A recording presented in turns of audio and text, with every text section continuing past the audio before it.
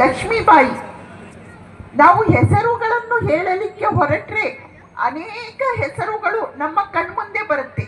ಒಂದು ಉದಾಹರಣೆಯನ್ನು ಕೊಟ್ಟು ನನ್ನ ಮಾತನ್ನು ಮುಕ್ತಾಯ ಮಾಡ್ತೇನೆ. ಉಪನಿಷತ್ ಕಾಲದಲ್ಲಿ, ವೇದ ಉಪನಿಷತ್ ಕಾಲದಲ್ಲಿ ಒಬ್ರು ಮಹಾನ್ ಬ್ರಹ್ಮಜ್ಞಾನಿ, ಬ್ರಹ್ಮವಾದಿನಿ ಇದ್ರು. ಅವರ ಹೆಸರು ಮೈತ್ರೇಯಿ. ಮೈತ್ರೇಯಿ ಅಂತ. ಅವರ ಪತಿಯ ಹೆಸರು ಯಾಜ್ಞವಲ್ಕ್ಯ ಮಹರ್ಷಿಗಳು. ಯಾಜ್ಞವಲ್ಕ್ಯ ಮಹರ್ಷಿಗಳು. ಏನಾಯ್ತು, ಪ್ರಾಚೀನ ಕಾಲದಲ್ಲಿ ಪ್ರತಿಯೊಬ್ಬ ವ್ಯಕ್ತಿ ಬ್ರಹ್ಮಚರ್ಯಾಶ್ರಮದಿಂದ ಗೃಹಸ್ಥಾಶ್ರಮಕ್ಕೆ, ಗೃಹಸ್ಥಾಶ್ರಮದಿಂದ ವಾನಪ್ರಸ್ಥಾಶ್ರಮಕ್ಕೆ, ವಾನಪ್ರಸ್ಥ ಆಶ್ರಮದಿಂದ ಸನ್ಯಾಸ ಆಶ್ರಮಕ್ಕೆ ಹೋಗುವುದು ಪದ್ಧತಿ ಇತ್ತು.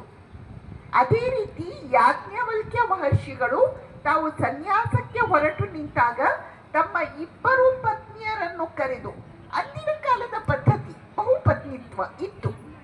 ಇಬ್ಬರು ಪತ್ನಿಯರು ಕಾತ್ಯಾಯನಿ ಮತ್ತು ಮೈತ್ರೇಯಿ ಇಬ್ಬರನ್ನು ಕರೆದು, ನಾನು ಸನ್ಯಾಸವನ್ನು ಸ್ವೀಕರಿಸಲು ಹೋಗ್ತಾ ಇದ್ದೇನೆ, ನನ್ನ ಎಲ್ಲ ಆಸ್ತಿಯನ್ನು ನಿಮ್ಮ ಇಬ್ಬರಿಗೆ ಹಂಚಿಬಿಡ್ತೇನೆ.